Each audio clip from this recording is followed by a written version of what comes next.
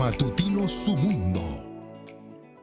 Muy buenos días, bienvenidos sean todos a este Matutino Su Mundo, desde ahora y hasta las 9 de la mañana. Aquí este equipo de la comunicación de Multimedia Su Mundo con un gran programa, una gran entrega como cada día. Mitad del mes de diciembre, el último mes de este año 2025. Vamos rumbo a lo que son las festividades navideñas en este mes tan emblemático de la celebración de las Pascuas y las Navidades. Nuestro equipo que nos acompaña como siempre, José Tomás Paulino, Roberto Monclús y la guerrera Ana Daisy Guerrero. Este servidor suyo, Graimer Méndez, le dan la bienvenida en este lunes inicio de semana. Ana Daisy Guerrero. Buenos días, Graimer, Roberto Monclús, José Tomás y a toda la audiencia que siempre nos sintonizan a través de Matutino Su Mundo. Bueno, yo no sé si tú estás sintiendo la Navidad, pero lamentablemente yo no estoy sintiendo nada. No.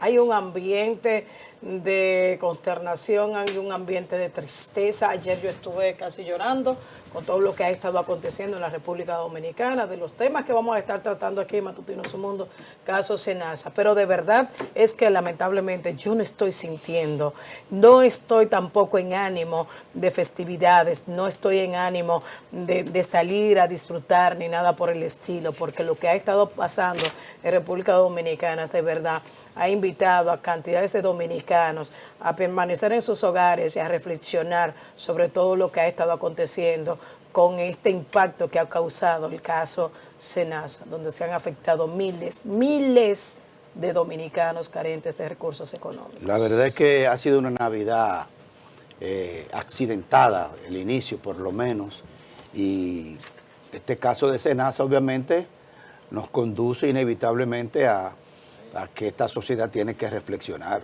Tenemos que reflexionar inevitablemente porque han tocado un punto que no admite evasivas. Hay que fijar posturas sobre esta situación. Lo que se ha hecho en este país con el tema de la salud es un hecho impensable. El que los ingenieros que hacen una carretera, digamos que sobrevalúan y pusieron no sé cuántos taludes, hicieron tanto movimiento de tierra, hicieron esto, hicieron lo otro, pero digamos que la corrupción, pero la carretera está ahí tal cosa. Se han quedado. Se queda ahí, si usted sobrevalúa un hospital, pero el hospital está ahí, sobrevalúa la camilla, los sonógrafos, las cuestiones de rayos X o lo que sea, cualquier equipo médico, pero están ahí, pero en este caso es que se llevaron lo que debió estar para el servicio de la gente. Esto la verdad es que es indescriptible. Hoy el Palacio de la Presidencia, el Departamento de Prensa de Palacio no ha enviado la agenda del presidente, no tenemos agenda pública, regularmente los lunes el presidente tiene la agenda de el encuentro de la unidad de tarea conjunta, ¿verdad? La mesa de tarea conjunta, el tema de la seguridad ciudadana, y en las tardes regularmente el presidente tiene la semanal, pero creo que la última semanal se dio la semana antepasada o la pasada. Creo que no habrá más semanal en lo que queda de año. Sé que no hay agenda pública del presidente José Tomás Roberto Monclús. Miren, yo pienso que definitivamente tú dices que cuando sobrevalúan una carretera o cualquier obra de infraestructura, queda la obra ahí, aunque bajo cuestionamiento con relación al precio, al monto invertido, pero también han quedado ahí los millares de ciudadanos dominicanos que pudieron o que murieron precisamente porque no recibieron un tratamiento a tiempo por el desfalco que estaba siendo cometido en Senasa. Yo tengo el testimonio de dos personas que tuvieron a un pariente, uno que necesitaba un procedimiento de diálisis y para ello necesitaba, por ejemplo, una pinta de sangre, y en el proceso de la aprobación esa persona falleció. Tengo el testimonio de otra persona que necesitaba ser sometido a una intervención quirúrgica y esperando el largo y tedioso procedimiento de aprobación producto de las triquiñuelas que estaban siendo realizadas en SENASA, esa persona también falleció. Entonces hoy en la República Dominicana, cuando Ana Daisy habla de que no hay espíritu de celebración navideña, lo que pasa es que hay mucha gente que está compungida y hay mucha gente también que está indignada porque saben que su pariente murió por una negligencia, por un hurto, por un robo vulgar que fue protagonizado por los principales directivos de la aseguradora de salud privada, SENASA, y principalmente por su director ejecutivo Santiago Jacín, que fueron ayer,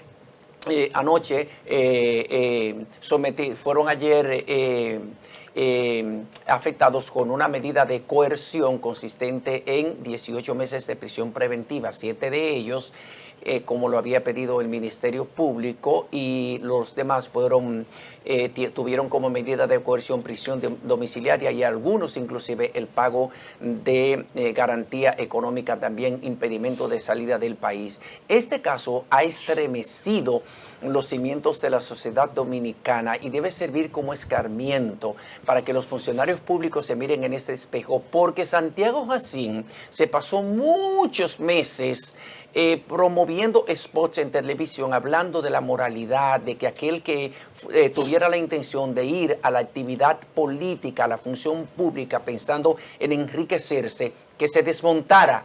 Textualmente así lo decía él. Señores, y miren lo que pasó con Santiago Jacín. Le dio cajeta, Entonces, él fue uno de los que sí, más montó el relato frente a la corrupción de los gobiernos pasados y hoy la verdad que está en una situación penosa. Antes de entrar en los detalles, debemos decir a nuestra audiencia que teníamos previsto hoy una entrevista muy especial con el ministro de la Vivienda, Carlos Bonilla.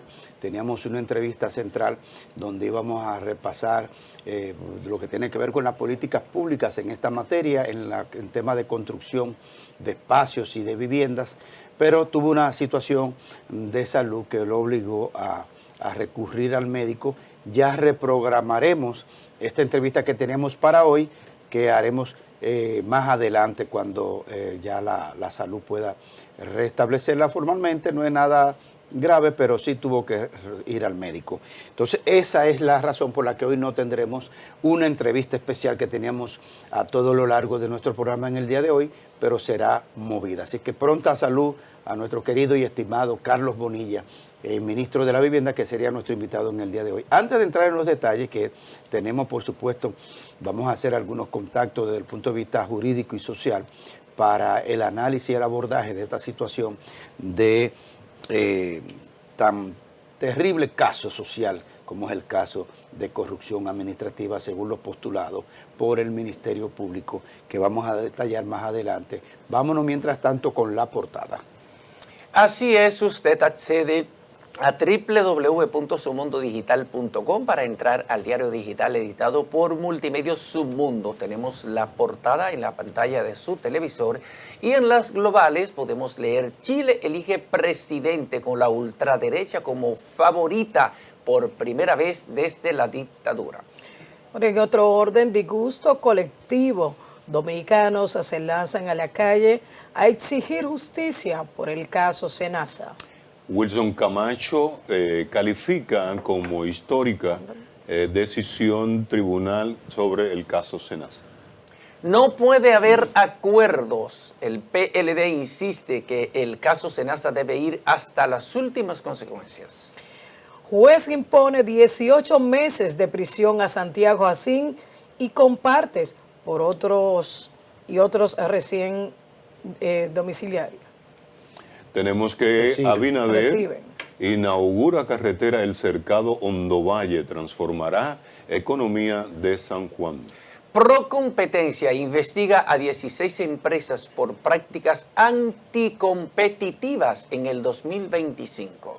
Bueno, señores, y en el mundo del béisbol, Juan Soto recibir premio Juan Marichal 2025 por segundo año consecutivo, agradece al país. Esas son las informaciones, estas y otras usted las puede ampliar accediendo a www.sumundodigital.com, el diario editado por por Multimedios Submundo, siempre presentadas con un elevado nivel de profesionalidad y con apego a la objetividad y a la seriedad, principios rectores del ejercicio periodístico. Infórmese siempre con nosotros. Bueno, realmente vamos al tema central, ¿verdad?, que va a ocupar todo el resto de la semana. Obviamente me imagino que algunas actividades navideñas le irán bajando un poco de tensión. Mientras tanto, el juez que conoce el caso, el juez Mena, pues dictaminó la medida de coerción para Santiago Jacín, prisión preventiva de 18 meses en Najayo. Igual para Rafael Luis Martínez Jacín, 18 meses también. También 18 meses para Gustavo Enrique Mesina Cruz, como también para Germán Rafael Robles Quiñones, 18 meses en Najayo. Francisco Iván Minaya Pérez, 18 meses también en el mismo centro penitenciario. Eduardo Rita Estrella, arresto domiciliario, impedimento de salida. A Cinti Acosta Ascensión, arresto domiciliario, garantía económica de 100,000 pesos e impedimento de salida.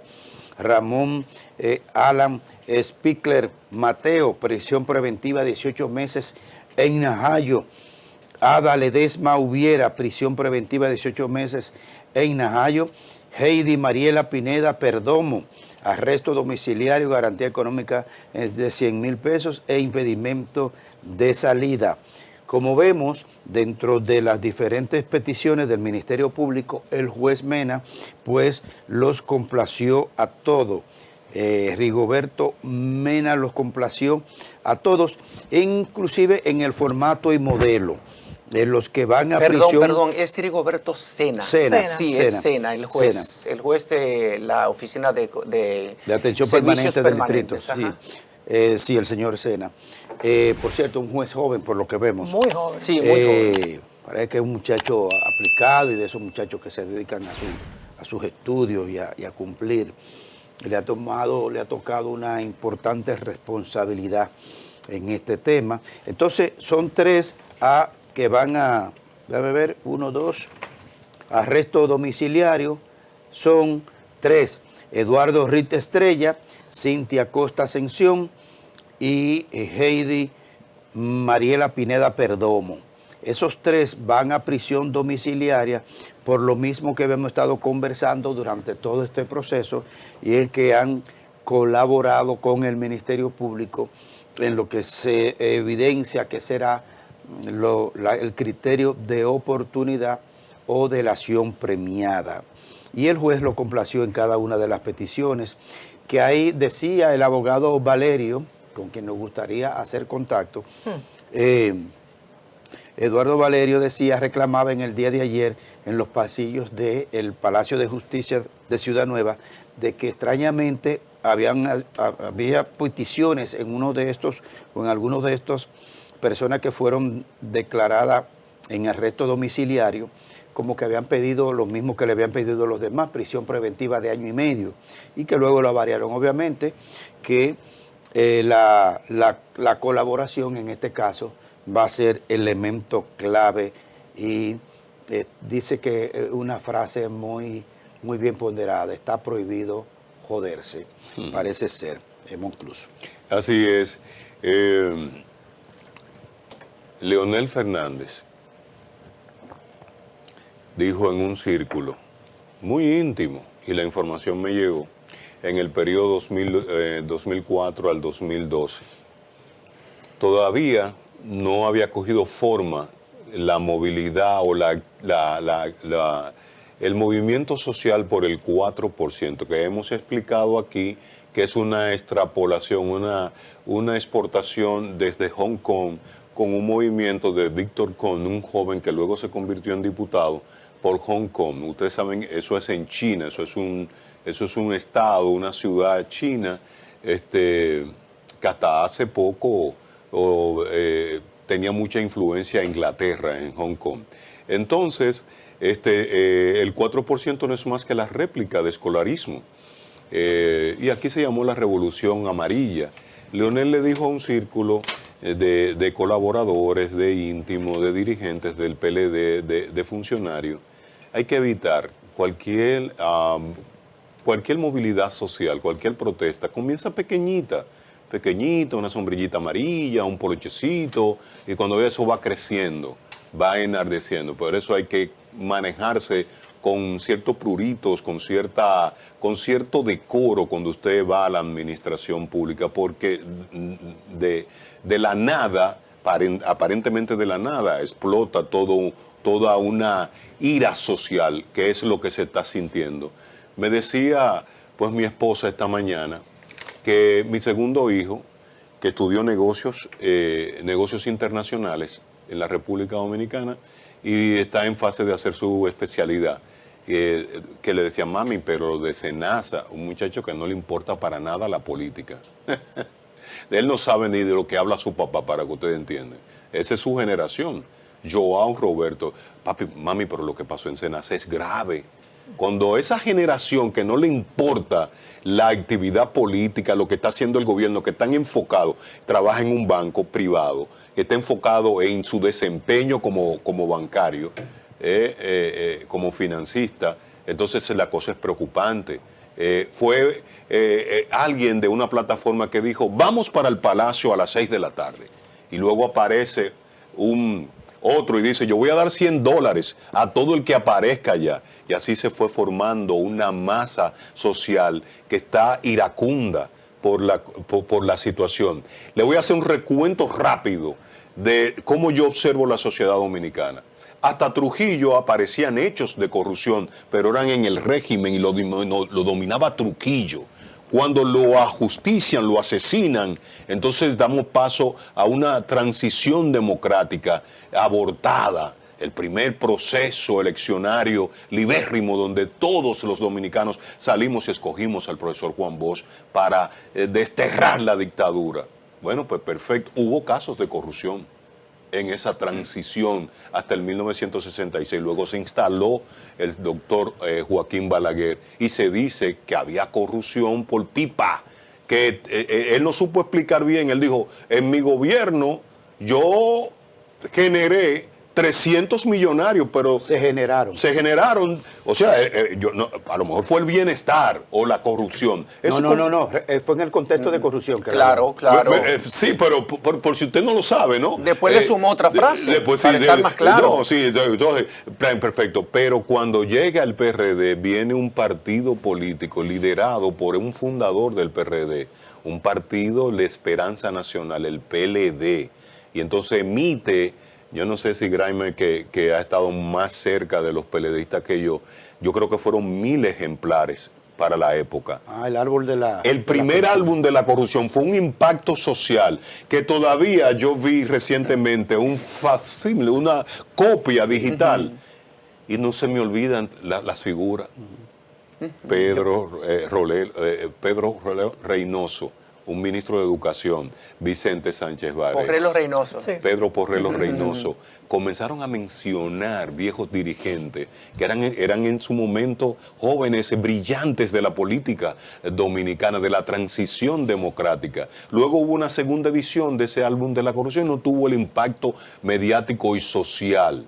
Bueno, y hemos cabalgado, lo que yo le quiero decir, la sociedad, si de una manera u otra, vimos el caso de Jorge Blanco, vimos el PM, vimos a Félix preso. Pero no ha habido, resumida cuenta, no ha habido una concreción Exacto. de establecer un masazo social de que esto no se puede permitir. Lo que mi tío Miguel Ángel Monclús definió que es el gran hándicap institucional de la República Dominicana, no en el ámbito jurídico. Mi tío Miguel Ángel Monclús dijo, es que no hay régimen de consecuencia. Si ustedes me preguntaran a mí, si mi hijo tiene una indiferencia, o no indiferencia, sino que no se mete en temas políticos, le dice a la mamá, fue feo lo que ocurrió. Es que ya entró la otra generación en el debate, Monclús. Ya, entonces, porque yo le he dicho a esta mesa, a mí Yo esperaba prisión Sí, preventiva. Tú decías de que van ya, no, porque tú dices la que se va a información- pasar su Navidad. en Él su se va a casa. pasar su Navidad, el argumento.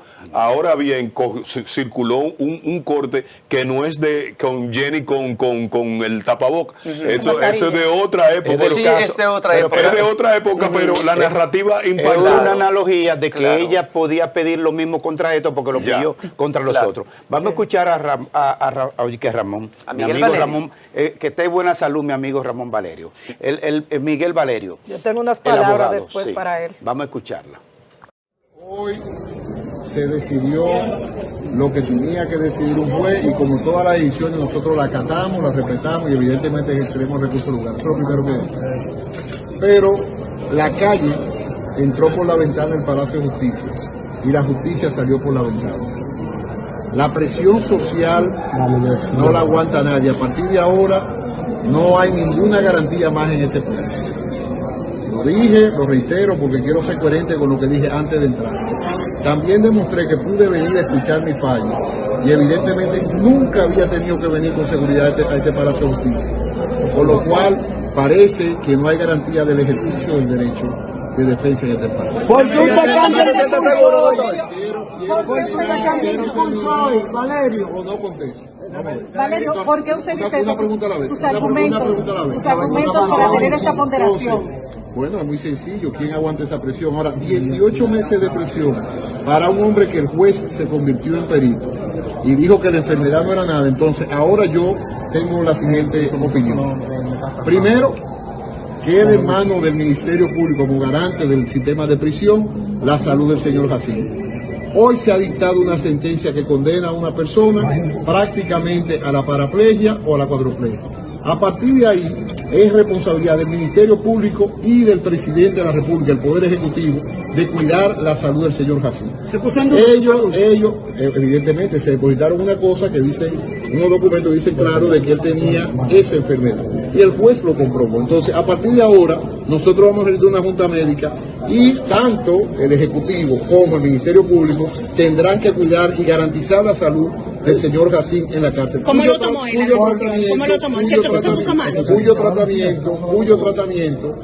Cuyo tratamiento, lamentablemente hay un error de percepción. A cada persona le corresponde un tratamiento diferente. No es exactamente el mismo, y ese es el tratamiento del señor Jacinto. ¿Cómo lo tomó? Lo tomó como la que...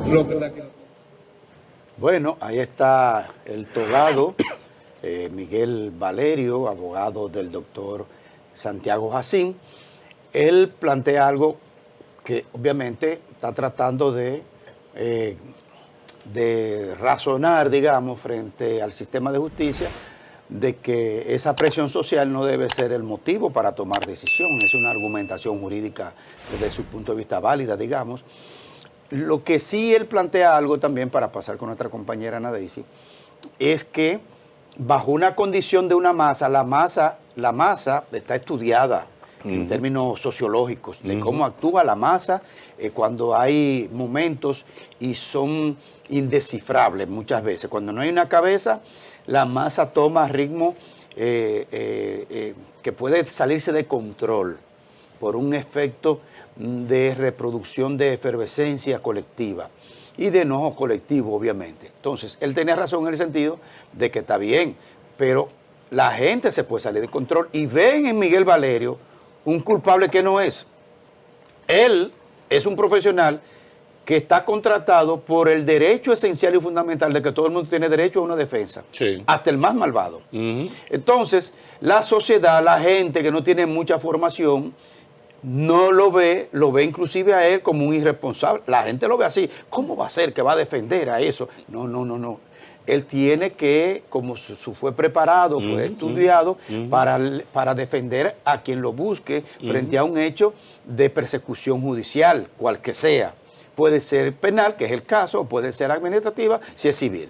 Entonces, la masa desconoce esa parte y puede salirse de control y agredir a un abogado y que porque está defendiendo al otro, que la gente entiende que es el que debe ser condenado. Muy bien. Entonces, él tiene razón. Por eso ayer, el jefe de la policía tuvo que hacer acto de presencia.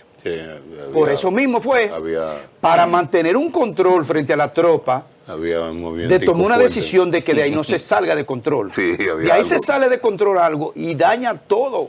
Entonces, ¿por dónde entran los abogados al juicio? No tienen un lugar especial. Ellos entran por donde tienen que entrar. ¿Cuál es? La puerta del frente. Entonces, por la puerta del frente, me imagino que él tuvo que ser custodiado. Porque la masa no entiende ciertos niveles de responsabilidad. Él es un profesional del derecho que está haciendo por lo que lo contratan. Por eso los abogados llaman a sus defendidos clientes. Ana Daisy. Bueno, estoy completamente de acuerdo en ese sentido. Yo escuché al doctor Valerio cuando estaba entrando al Palacio de Justicia, donde él decía que era el momento de frenar el desorden, las amenazas. Pero también yo quiero decirle al doctor que es el momento de frenar la impunidad, que es el momento de frenar la ola de delincuencia, que es momento de frenar el delito, que es momento de frenar la corrupción, que ha afectado a tantas personas con ese caso de Senasa. Pero de igual manera también esa cantidad de personas que hicieron acto de presencia, y yo lamento no haber estado ahí,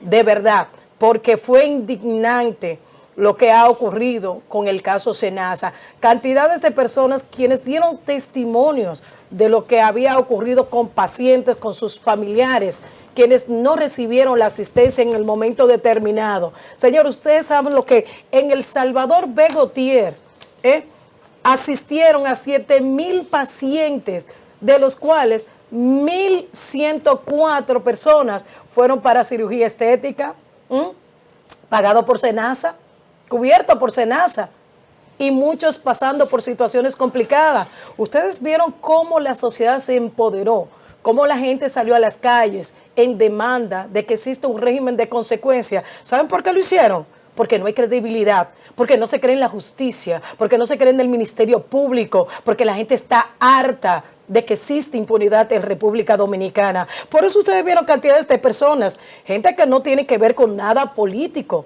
que no son dirigentes de ninguno de los partidos. Señores, ustedes vieron también a cantidades de jovencitos. Bien decía Roberto Monclús, esta generación que viene subiendo, no le importa la política, no está sumergido en nada de eso. Pero el caso de Senasa ha sido tan grande y ha sido tan indignante que hasta los niños, el día de ayer, un delivery fue a llevarme unos botellones de agua y él decía, pero ¿cuántos ladrones que hay ahí? ¿Cuántos ladrones? Y da pena y vergüenza cómo todos los que estaban allí, todos los manifestantes, demandaban y vociferaban, primero justicia, y vociferaban ladrones. Han acabado con el país. Y cuando ustedes ven que esa masa se empodera y sale a las calles, es porque, como decía Graeme hace un momentito, es que no hay una cabeza que esté gerenciando de manera correcta. Es que a quienes han puesto en la dirigencia de esa entidad no han asumido con responsabilidad, como en el caso de Santiago Jacín, que ahora, bueno, el derecho a la salud no se le coarta a nadie, porque eso está constituido. Claro. Eso hasta en la Constitución de la República. Claro. Es un derecho universal que nosotros tenemos. Pero él no pensó en la cantidad de personas que también tenían ese derecho a la salud. Todas esas personas que murieron por la falta del respaldo del gobierno, por la falta de que usted autorizara. Murieron muchísimas personas aquí en República. La indiferencia, la falta de empatía, señor Santiago Jacín. Y muchos, yo vi a la hija de Santiago Jacín en aquella marcha verde y que muchísimas personas ahora salieron, unos cuantos, en defensa de ella. Y yo le comentaba en un tweet que uno de esos intelectuales de saco y corbata publicaron ahí en las redes sociales. Yo decía que no es que le estamos cayendo encima a la hija de Santiago Jacín. Lo que pasa es que yo particularmente le estaba exigiendo a la hija de Santiago Jacín que así como ella salió en la Marcha Verde, de igual manera también saliera demandando de que exista un régimen de consecuencia, de que cese la corrupción, de que su papá también, pues ese papá que pues trataba de predicar, que cuando le hablaban de corrupción decía que él estaba en contra, de que él era una persona que se manejaba correctamente. Entonces, en ese sentido, era que yo estaba pues apoyando a la hija de Santiago Jacín e invitándola para que también ella fuera al Palacio de Justicia, para que demandara del gobierno, de los jueces, del Ministerio Público, el cese de la impunidad. Yo creo que ahí faltan muchas personas, eso es otra cosa. Faltan muchas personas que tuvieron que ver de una manera u otra con el desfalco. ¿Dónde están los médicos que realizaban recetas? Esas recetas que recibían hasta 100,000 pesos mensuales por receta por atender tantas cantidades de pacientes que estaba contemplado. Pero dijo ahí el Ministerio Público. Recuerda, Daisy, que en una declaración que dio la señora procuradora en estos días, habló, y el propio Camacho, que por cierto vamos a ver el corte de Wilson Camacho ayer, dijeron que este era el primer grupo, que venían un segundo grupo que tenía que ver con las grandes empresas que vendían servicios y productos a SENASA, y otro que tenían que ver con los médicos y la farmacéutica, que es otro paquete que viene más adelante. Yo, para concluir, Graimer, y pasar con mis Wilson. compañeros, No, con Wilson, perdón. Corte, sí. Mira, de verdad, ayer yo me pasé el día entero en las redes sociales. Señores, en las redes sociales la tendencia era el caso SENASA. No se hablaba de otro tema. Los dominicanos que están allá en los mares, que están en el exterior, todo el mundo estaba conectado, personas llorando, que de una manera u otra pues recibieron el impacto de la falta de sensibilidad por parte de los protagonistas que están ahí en SENASA, por la falta de terapia que muchos pues no la recibieron en su momento cuando estaban demandando del gobierno. Esta mañana, yo me dormí no esperé el fallo, pero esta mañana, señores, desde que yo abrí los ojos a las 4 de la mañana, lo primero que pensé fue en SENASA, el fallo. Miren cómo nos tienen a nosotros, en qué estado nos están teniendo a nosotros los dominicanos. De verdad que me ha dado mucha tristeza y hasta las lágrimas se me salieron cuando yo vi al pueblo dominicano, cuando yo vi a tantos dominicanos en las calles, cuando yo vi que en Santiago de los 30 Caballeros, el monumento de Santiago, señores, anoche a distancia se abarrotó, eso estaba lleno de cantidades de dominicanos demandando en que se hiciera justicia el día de ayer. Por lo que vamos a esperar que el Ministerio Público siga actuando con responsabilidad y que los que faltan también lleguen y que asuman las consecuencias. Bueno, vamos a ver el corte de Wilson Camacho, procurador adjunto para la persecución de la corrupción anoche. Acogió toda la petición que le hizo el Ministerio Público, en este caso de SENASA. Esta es una decisión histórica que ha dado este tribunal y que la ha basado fundamentalmente en 3 elementos. Uno de esos elementos ha sido la gravedad de los hechos que el juez ha reconocido y que incluso los ha calificado como crueles, muy graves, los ha entendido como una traición, los ha llamado una locura colectiva y los ha comparado incluso con una forma de holocausto, entendiendo lo que planteó el Ministerio Público de que se tratan de hechos extremadamente graves. El segundo elemento que tomó en cuenta el tribunal fue la contundencia de la investigación del Ministerio Público, la cual reconoció y tomó como base para fundamentar su decisión, incluso citando documentos y testimonios presentados por el Ministerio Público. Lo tercero fue que valoró la colaboración que fue prestada al Ministerio Público y sobre esa base dictó prisión preventiva para 7 de los imputados y los envió a Najayo Hombre y Najayo Mujeres respectivamente, y arresto domiciliario y garantías económicas e impedimento de salida para otros 3. En sentido general, los 10 imputados presentados en este proceso están privados de libertad. A continuación, el Ministerio Público se apresta a 2 cuestiones fundamentales. Una, hacer todo lo que esté a nuestro alcance para que todas estas personas respondan ante el banquillo de los acusados por los hechos atroces que han cometido. Y en segundo lugar, nos abocamos a trabajar día y noche, como lo hacemos siempre, sin descanso, para presentar en el menor tiempo posible la versión 2.0 de este caso SENASA. Eduardo Rico mandaron para su casa.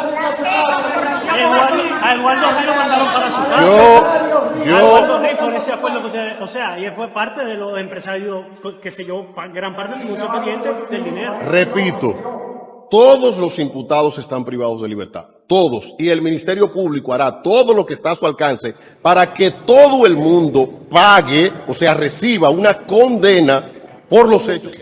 Bueno, ahí estamos viendo a Wilson Camacho, ¿verdad? Procurador adjunto para todo el tema de la corrupción. Vamos a hacer esta primera pausa del día de hoy y retornamos con este tema y tenemos conexiones con algunas figuras del orden jurídico con las que nos vamos a estar intercambiando opiniones sobre el desenlace posible de este grave caso de corrupción. Vamos a la pausa. Bueno, seguimos aquí en este lunes de caso Senasa. Este caso va a perseguir al PRM hasta el 28 probablemente. Es un caso, y recuerden que hay frases que se le pegan a los presidentes. Por ejemplo, Balaguer, cuando dijo que la corrupción se paraba en la puerta de su despacho, lo persiguió por siempre.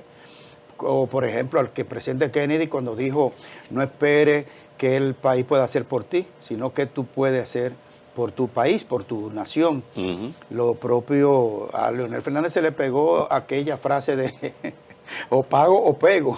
¿Recuerdan ese tema de y a Danilo que le gustaría ser recordado como un hombre ejemplar? Cada vez que saliera a las calles, que lo saludaran con muchísimo amor. Entonces al presidente Abinader se le va a pegar esto de que él tiene amigos pero no cómplices. Tengo amigos pero no cómplices. Esa frase le va a acompañar por siempre, y a cualquier otro presidente que ejerza. La y verdad eso fue es que lo que Rigoberto quiso decir ahí, de verdad. El juez Rigoberto, yo creo que se amparó en esa expresión, ese post del presidente de la República, que decía: yo tengo amigos pero no cómplices. Y entonces el juez, lo que no pudimos preguntarle a Hoppelman es que el nuevo código le da le retoma la condición, le devuelve la condición de la íntima convicción al juez. Entonces por eso ustedes ven esas declaraciones del juez Rigoberto. Sí, pero antes se recuerda. Antes que dice, es una traición lo que ha ocurrido. No hemos escuchado eso. No, que se está diciendo. Espéreme. ¿Qué se está diciendo? Espéreme, en la medida de coerción del caso Antipulpo, que tiene como que por el que fue condenado Juan Alexis Medina Sánchez, hermano del expresidente de la República, el juez José Alejandro Vargas, cuando estaba motivando las medidas de coerción que iba a imponer, dijo textualmente: yo lo que creo es que el presidente de la República, el presidente Danilo Medina Sánchez, fue víctima de una traición familiar. O sea, eso tiene un símil con la expresión que ha tenido el juez Rigoberto Sena. O sea, que hay jueces de la instrucción que en el momento en que van a motivar las medidas de coerción que van a imponer, hacen este tipo de consideraciones. ¿Entiende? Entonces, yo pienso que eso está muy bien. Ahora, que no es correcto. Sí, yo pienso que deben hacerlo. Porque si el juez Alejandro Vargas, a quien yo le tengo mucho respeto y mucha consideración, dijo eso, inmediatamente estaba exculpando al presidente Danilo Medina de posible por omisión. Responsabilidad por omisión. O sea, inmediatamente lo sacó del caso. Fue traicionado porque Danilo Medina no iba a saber que eso estaba sucediendo. Hay otra cosa que vimos en esto, por ejemplo, la diferencia con los demás casos en las solicitudes que hace el Ministerio Público. El Ministerio Público solicitó la prisión preventiva por 18 meses y que el caso fuera declarado de alta complejidad, no complejo como antes, sino de alta complejidad. En esos casos, cuando el juez le acepta al Ministerio Público esta petición, entonces le concede 18 meses para completar la investigación. En este caso, el juez Rigoberto Sena, haciendo uso del poder que tiene, ¿verdad?, de decidir, le otorgó no 18 meses al Ministerio Público, le otorgó 8 para que complete la investigación. O sea que hay que ir viendo esas diferencias, y por eso quizás ahorita el reputado abogado José Martínez Hoppelman hablaba de que es un juez que tiene cierto reconocimiento como un juez probo, como un juez responsable, porque él no concedió todo lo que quiso el Ministerio Público. En lugar de 18 meses para terminar la investigación, le dio 8. Sí. Sí. Pero él le dejó caer una, Hopperman. Él dijo que por una galleta cantó 3 meses de prisión. El tipo es radical. Sí. Él lo dijo. Entonces, Que él es bueno, él es seguros. riguroso. Hay que pero aclarar un aquí. Un cubano que le dio una galleta. Sí. Aún sí, hay que aclarar aquí, Aún mire, fíjese. para la audiencia, que aquellos que recibieron 18 meses de prisión preventiva como medida de coerción, señores, esa decisión debe ser revisada de manera obligatoria cada 3 meses. Cada 3 meses deben revisar esa medida de coerción de 18 meses y por eso es que ustedes ven que en el proceso, conforme va avanzando la investigación, hay personas o que les son variadas las medidas de coerción por una menos gravosa. No les sorprenda a ustedes, por ejemplo, que en 3, 4 meses, 6 meses o quizás en 9 meses o 6 meses veamos que aquellas personas que le dieron una medida de coerción consistente en 18 meses de prisión preventiva le varíen esa medida de coerción. ¿Por qué? Porque varíen los presupuestos, porque varíen los arraigos y eso hay que explicarlo para que la gente entienda que no es que hay una debilidad en el proceso de investigación. No. ¿Dónde guardarán prisión esas personas? Van a Najayo, van a Najayo. Sí. Cuando el juez... ¿Qué arreglaron a Najayo? Eso tiene que tener aire acondicionado, eso tiene que estar bien eso lo llevan preparado hoy, para eso lo recibir llevan a hoy. Santiago así. No, eso etapa es superada, porque ¿Tú crees? hay que ver, obviamente lo van a poner en un nuevo modelo penitenciario, no lo van a poner en el viejo modelo, porque Najayo, hombre, tiene dualidad, producto de la que se trató de dejar en el abandono el avance de la reforma y están ahí en doble modalidad. Obviamente tendrán que ir, lo supongo yo, al nuevo modelo para que puedan tener, digamos, el control efectivo de la seguridad y todo esto. ¿Dónde está el nuevo modelo? Estaba el pabellón de los extraditables. ¿Cogieron esa parte para eso? Están juntos uno al lado de otro ahí. Eso es el pabellón de los extraditables. Ahí es que está Pablo Rosa, ahí es que lo llevan. Oigan este dato, a propósito del CONET, a propósito de este caso, que en estos días, recuerden que el CONET se pronunció con relación al tema de los empresarios que estén emitió un involucrados. comunicado. La Asociación Nacional de Jóvenes Empresarios dijo el sábado que la renuncia de Sonia Ritt Villanueva a su posición como miembro de la Junta Directiva de la entidad con efectividad inmediata. Villanueva es hija del empresario Eduardo Ritt, uno de los implicados en el caso Senasa. A través de un comunicado, la Junta Directiva expresó su agradecimiento a Ritt Villanueva, pero la expulsaron. Le agradece su participación, pero la expulsaron. Es decir, que están comenzando a trazar las rayas de pizarro para que no quede deteriorado todo el tema, el tinglado del sector empresarial alrededor de sus grupos y de sus gremios, como es el CONEP y el hijo pequeño, que es el consejo del CONEP, pero de jóvenes empresarios. Concatenando esta información, nos vamos para China. China ejecuta a exfuncionarios condenados por recibir soborno de 151 millones de dólares. Ejecutó el día pasado al banquero Bai Tianhui, acusado de aceptar soborno por un total de 1.100 millones de yuanes, equivalente a unos 151 millones de euros, que es más todavía. La condena se enmarca dentro de la estricta campaña anticorrupción que el gobierno de Pekín ha llevado a cabo en los últimos años, en la que varios altos cargos del sector financiero han recibido incluso la pena capital. Bai se desempeñaba como gerente general de China Huarun International Holdings, una filial del grupo estatal, que ahí es donde está el truquito, el grupo estatal bancario, creado a finales de los 90 para gestionar y absorber los créditos fallidos de pequeños bancos públicos afectados por crisis financiera asiática. Es decir, cuando un banco, es como el salvataje, ¿verdad? Cuando los bancos pequeños caen en una situación, pues este banco viene como en rescate. Es como para que los pequeños emprendedores y medianos emprendedores no colapsen, no fracasen. Hay una situación, pues este banco viene como a salvar, para que se mantenga la inversión de los pequeños y medianos empresarios o emprendedores y se mantenga ese crecimiento y esa estabilidad económica y sobre todo de generación de empleo y demás. Bueno, pues ese caballero, Bai Tianhui, se aceptó soborno y míralo donde está ahí, ya fue ejecutado hace unos días. Tú dijiste 150... Y $1 millón de euros. De euros. Tienes que multiplicarlo por 151, ¿verdad? 74.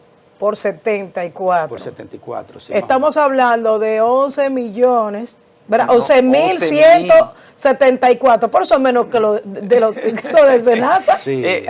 Lo importante es el precedente, señores. En China se marca un precedente.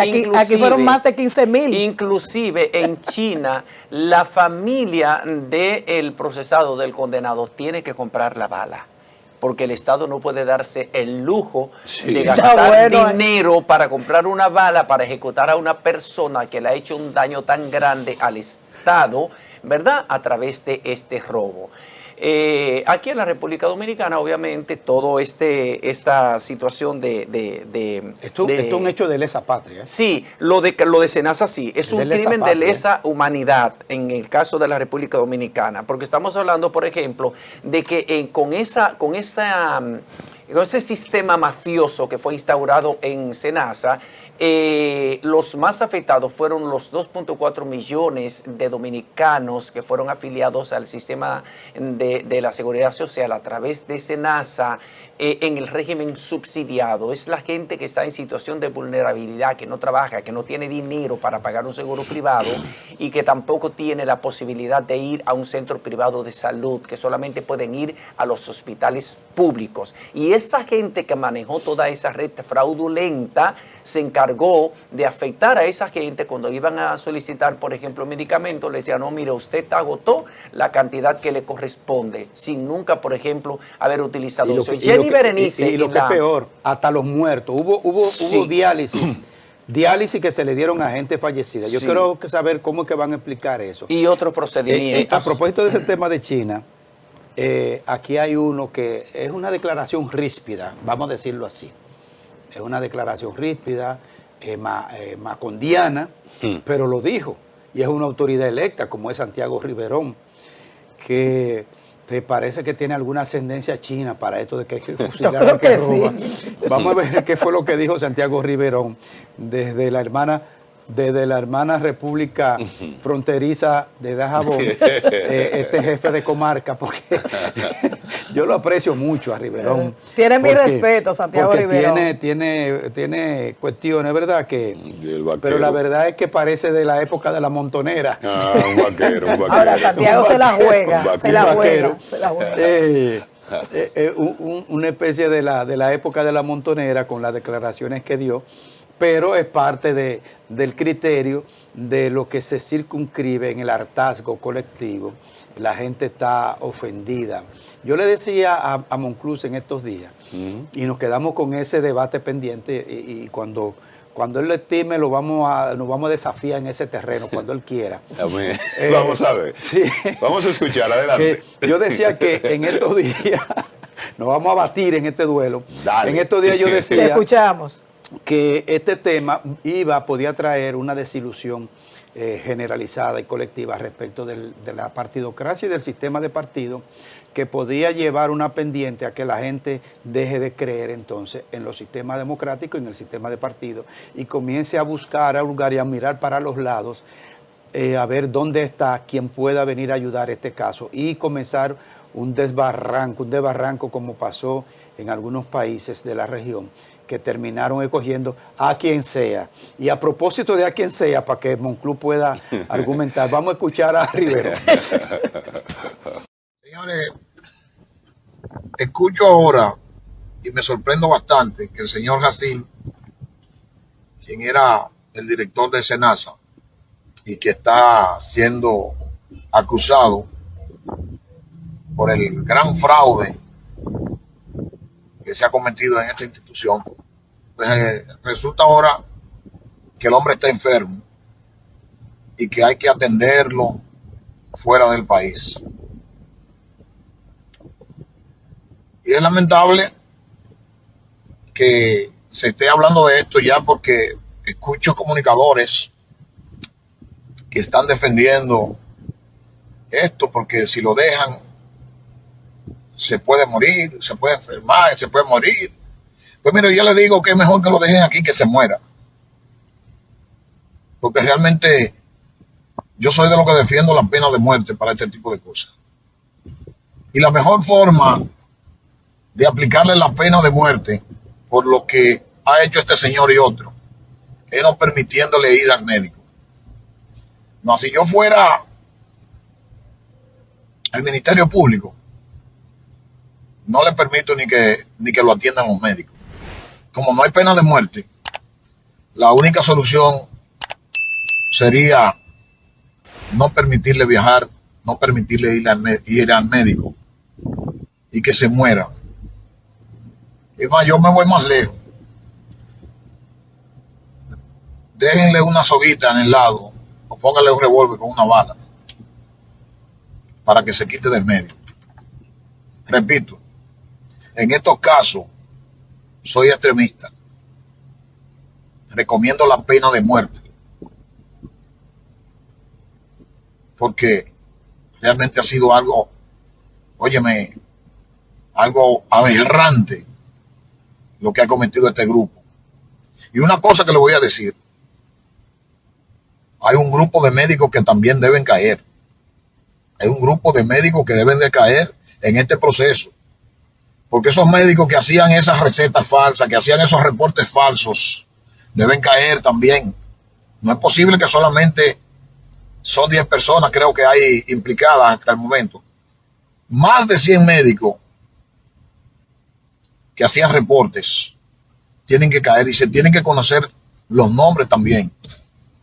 Se tienen que conocer los nombres de estos médicos que estudian para ayudar a la humanidad, pero definitivamente en el caso de muchos médicos. Bueno, ahí está la posición de un hombre que parece que se crió en Macondo, pero hay países que la tienen la pena de muerte. Claro. Por eso buscamos la noticia sobre la ejecución del funcionario público estatal chino del área bancaria que estaba para el salvataje de pequeños y medianos empresarios y se cogió los cuartos en soborno. Bueno, entonces Santiago Riverón, una autoridad electa en Dajabón, está diciendo que le pongan una soga al lado o que le den una bala para que él mismo se pegue un tiro. Obviamente eso son posiciones extremistas porque la norma jurídica no lo contempla, Ana Daisy. Bueno, yo tal vez no sería tan extremista en ese sentido, pero eso es parte de la indignación. ¿Cómo que te gusta? No, es que me gusta porque nadie puede pensar, tratar de que una persona se quite de la vida. Yo creo que eso sería, pues, eso es inhumano, realmente. Pero yo creo que Santiago Riverón, una persona que ha tenido una trayectoria, que es una persona que todo el mundo lo ha conocido como un servidor público de trabajo, como una persona transparente, y ese es el sentir de él. Él dice pena de muerto, que le pongan la soguita a Santiago Jacín.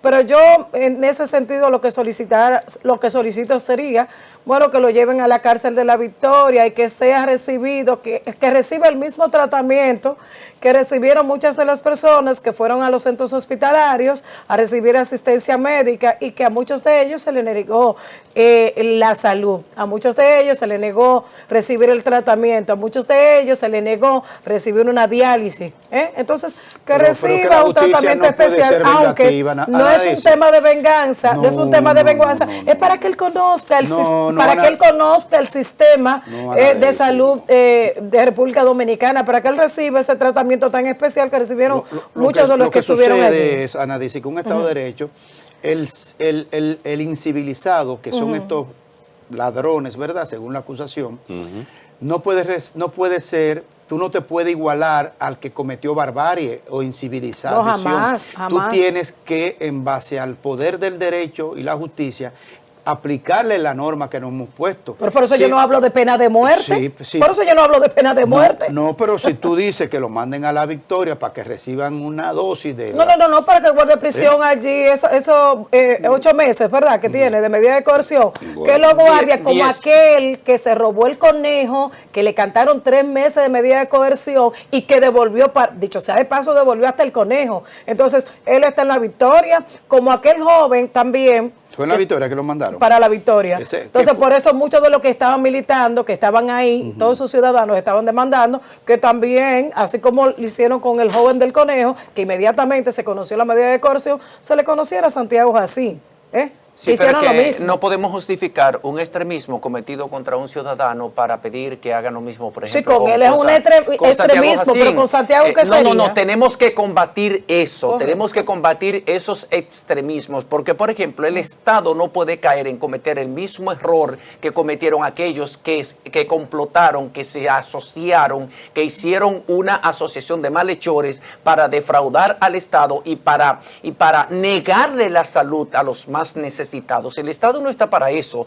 La justicia dominicana debe ser una justicia restaurativa. El sistema penitenciario de la República Dominicana debe ser restaurativa porque vivimos en un Estado social y democrático de derecho. Entonces, ¿qué es lo que está pasando con todos los acusados de casos de corrupción que son enviados a cumplir la prisión preventiva cuando le dispone un juez a la cárcel de Najayo? Entonces, enviando a Santiago Jacín, como tú dices, a La Victoria, estaríamos siendo discriminatorios. Ese juez estaría siendo discriminatorio y se expone a que esa decisión que él tomó sea entonces revocada en una revisión de medida de coerción. Le doy un dato. Discriminatorio, como muchos también que han pasado por ahí. Eso es verdad. Que tienen 5, 6 y 7 años guardando prisión en la Victoria y todavía no se le ha conocido su caso.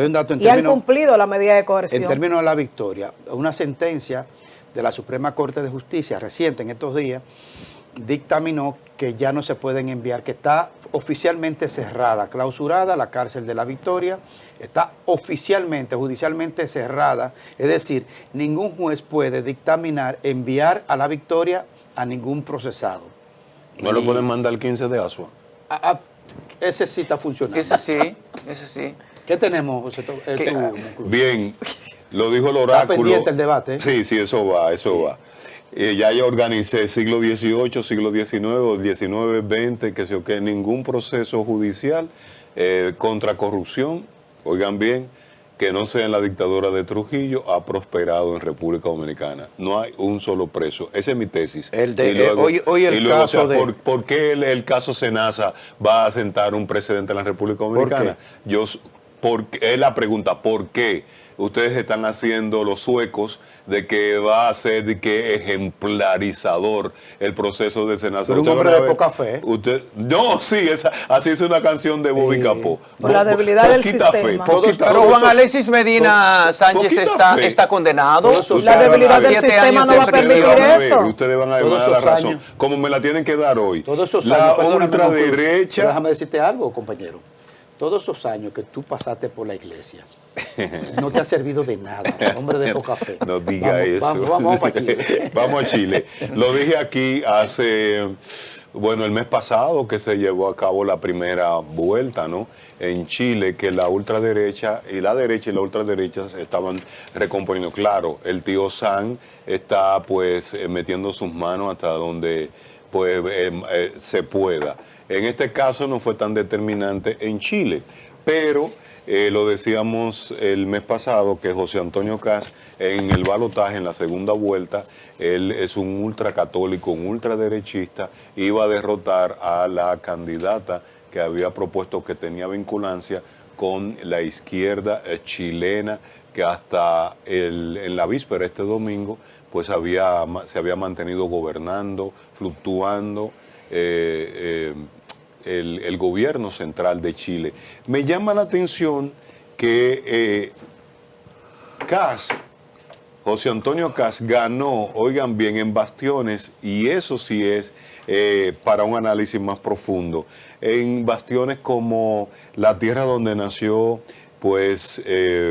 El poeta. Neruda. El poeta Pablo Neruda en Valparaíso, que eso siempre ha sido un bastión de izquierda, y también la zona que no conozco muy, la zona metropolitana. Lo que quiero decir que la ultraderecha, y ahí tenemos muchos amigos, gente muy querida en República Dominicana, que cuando yo le digo, tú eres de ultraderecha, dice, no, yo soy de centro derecha, usted ultraderechista. Entonces estamos viendo una tendencia en la región, en América Latina, y en la región de SICA, de Centroamérica, que es la derecha y la ultraderecha, pues están ganando procesos electorales. Ponga a Perú en la lista, que está en conteo, ¿verdad? Sí, están en ese proceso. No, porque se van a ir que por la moneda. De que el último candidato, ¿quién es el ganador? De que con una monedita para arriba. Pero no, se está recomponiendo luego de ese momento de explosión o de posicionamiento del socialismo del siglo XXI, cuya principal figura fue pues el comandante Hugo Chávez Frías. Ahora viene este ciclo de ahora de la ultraderecha. ¿Qué trae consigo la ultraderecha? Y pon en lista a Colombia, ¿eh? Sí, no, los números dicen que hasta el socialismo llega hasta Petro. Hasta Petro es que llega el socialismo. Va a surgir un candidato, todavía no está muy definido. El Centro Democrático, que es la plataforma o la organización del presidente Uribe, que es determinante, lo que quiero decir, para que se lleguen pues al Palacio de Nariño en Colombia. Entonces, la izquierda, fuera de Lula, fuera de Claudia, no le veo a la izquierda que se recomponga en el actual ciclo de procesos electorales. Así que felicitaciones a los chilenos. Honduras está en la lista. Que escogieron a un ultraderechista. Vamos a completar estos comentarios en la recta final tras la pausa. Matutino Su Mundo.